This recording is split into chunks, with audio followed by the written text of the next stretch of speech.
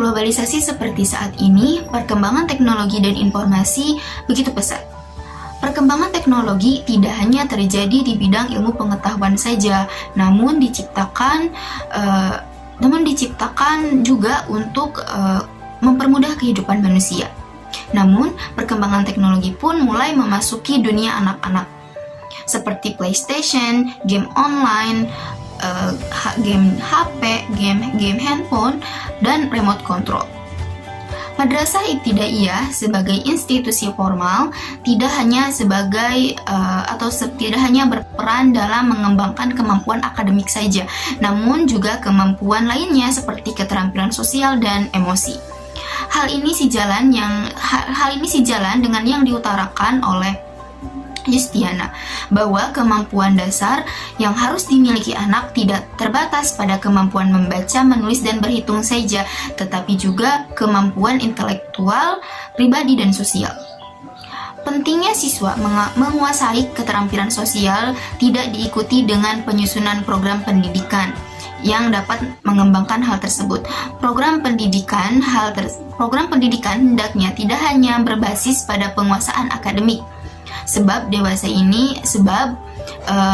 pelaksanaan pendidikan bagi anak sekolah dasar masih banyak terjebak dalam formalitas. Berkaitan dengan keterampilan sosial yang perlu dikembangkan pada anak SD atau MI, dengan hal ini muncul permasalahan yang berkenaan, diantaranya yaitu mengalami kesulitan dalam menyesuaikan diri dengan lingkungan sekolah.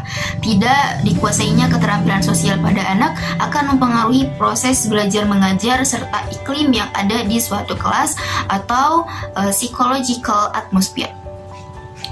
Aktivitas bermain yang dilakukan oleh anak-anak telah menstimulasi munculnya beragam permainan yang diperuntukkan bagi mereka.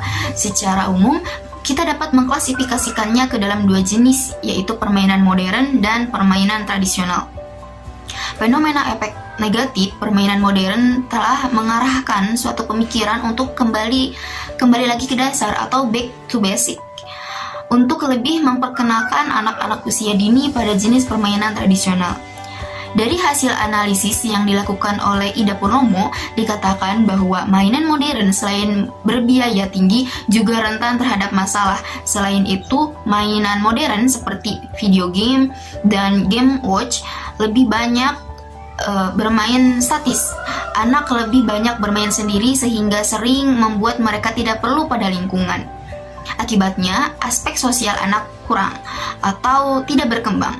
Akibat lain adalah menyerang aspek fisik, karena selama bermain anak hanya duduk diam, sementara yang bergerak hanya jari jemarinya. Permainan tradisional memberikan alternatif yang kaya dengan nilai budaya dan bahkan mungkin saat ini telah hampir punah. Jika tidak dipelihara dan dikembangkan, permainan tradisional telah menjadi barang yang sangat langka. Padahal, jika kita analisis, terdapat sejumlah permainan tradisional yang memberikan peran terhadap pengembangan potensi, seperti perkembangan motorik kasar, halus, sosial, kognitif, serta aspek perkembangan lainnya. Berdasarkan hal tersebut, penelitian ini difokuskan pada pendeskripsian permainan tradisional Jawa Barat yang ditemukan di lapangan serta penelaahan peranan permainan tradisional dalam mengembangkan keterampilan sosial anak. Melalui penelitian ini diharapkan dapat mendeskripsikan kondisi objektif keterampilan sosial siswa SD Salagedang II serta menemukan berbagai macam jenis permainan tradisional Jawa Barat dalam perkembangan keterampilan sosial anak. Hal ini penting dilakukan mengingat masih kurangnya permainan edukatif yang berbasis budaya bangsa serta mampu mengembangkan keterampilan sosial anak.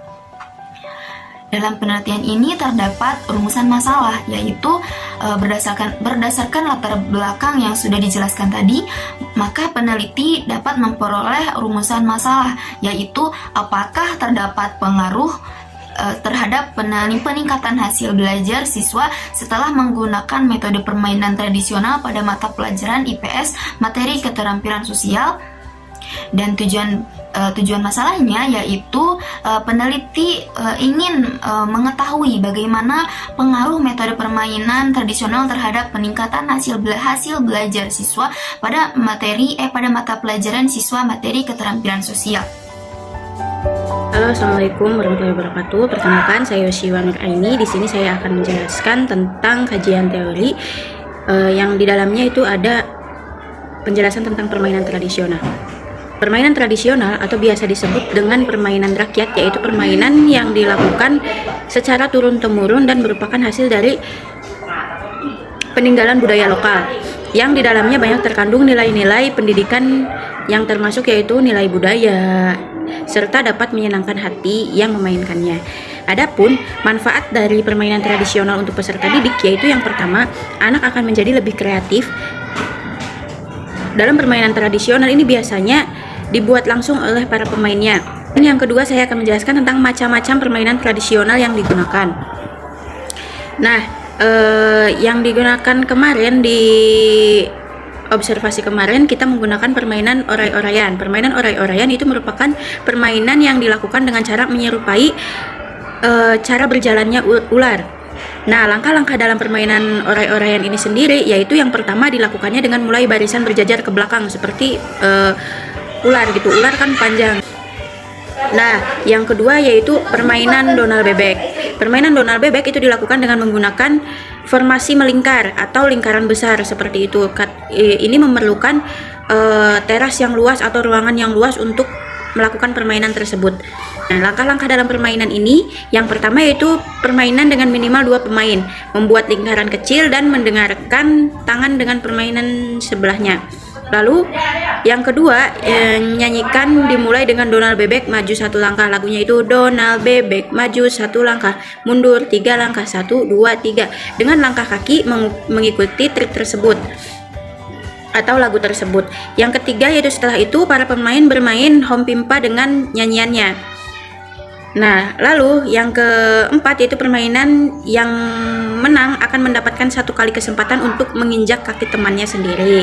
Dan terakhir itu kemudian permainan itu sasarannya harus bersiap untuk bertahan dengan sigap. Selanjutnya saya akan menjelaskan tentang keterampilan sosial peserta didik dalam melakukan permainan tradisional. Nah, yang pertama yaitu keterampilan yang akan muncul ketika permainan itu keterampilan bekerja sama. Mereka dituntut untuk bekerja sama dalam permainan tersebut. Terus yang kedua yaitu keterampilan mengontrol diri. Berbagai permasalahan yang sering muncul dalam kehidupan ini banyak diakibatkan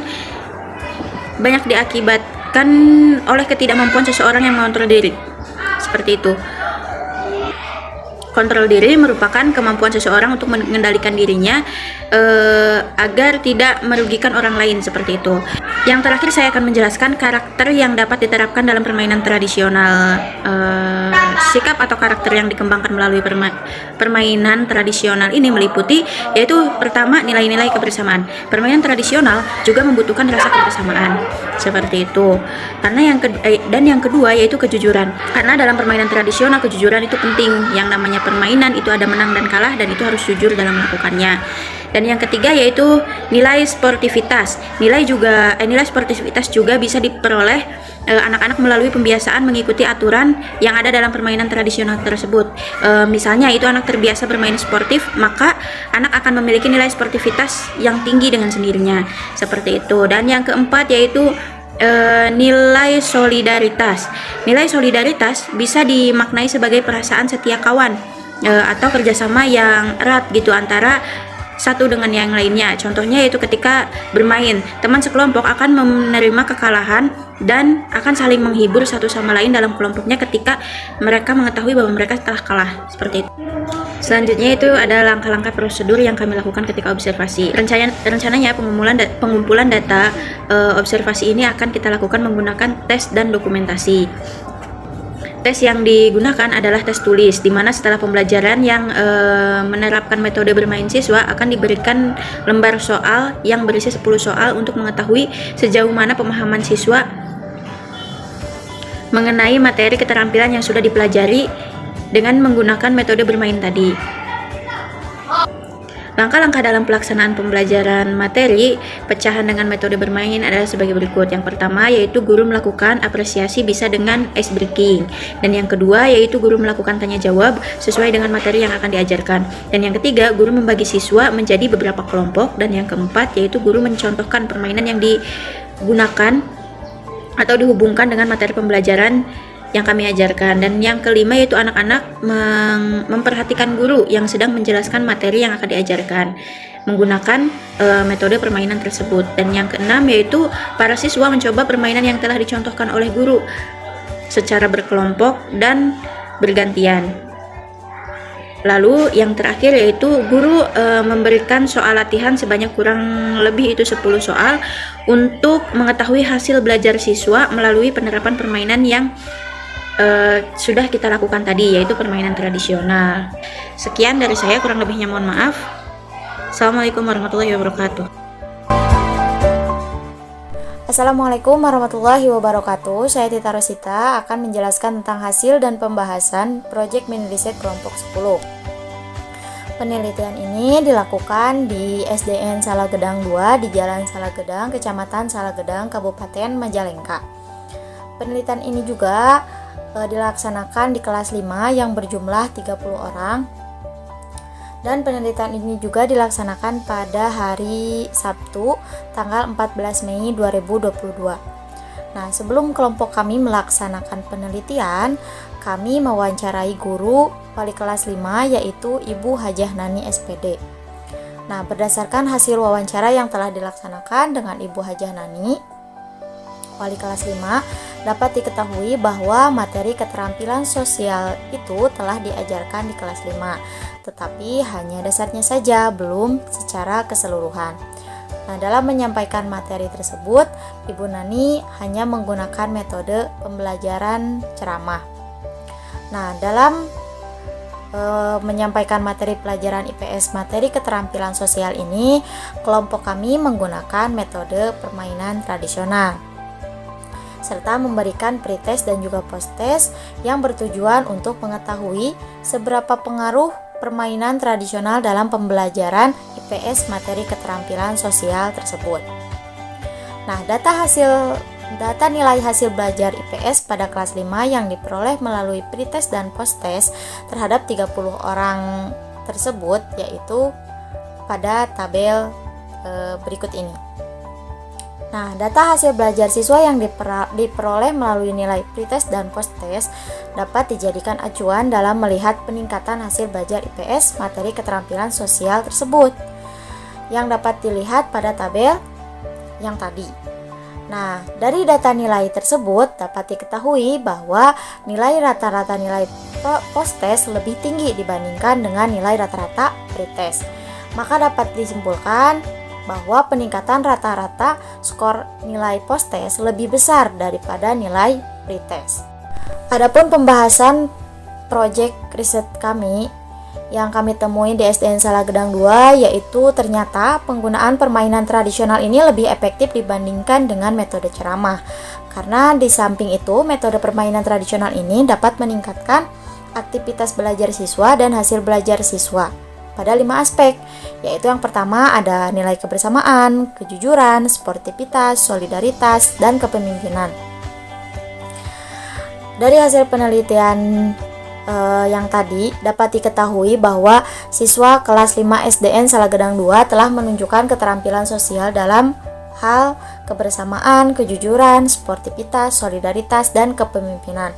Hal tersebut merupakan serangkaian keterampilan sosial yang perlu dimiliki oleh siswa yang berkaitan dengan perannya sebagai makhluk sosial. Adapun kelebihan dari proyek mini riset yang telah kami lakukan yaitu permainan tradisional ini menggunakan bahan-bahan yang mudah, murah, bahkan menggunakan bahan-bahan bekas. Dan permainan tradisional ini mengajarkan nilai kesederhanaan, etika, kejujuran, kemandirian, etos kerja, dan mengenalkan warisan leluhur.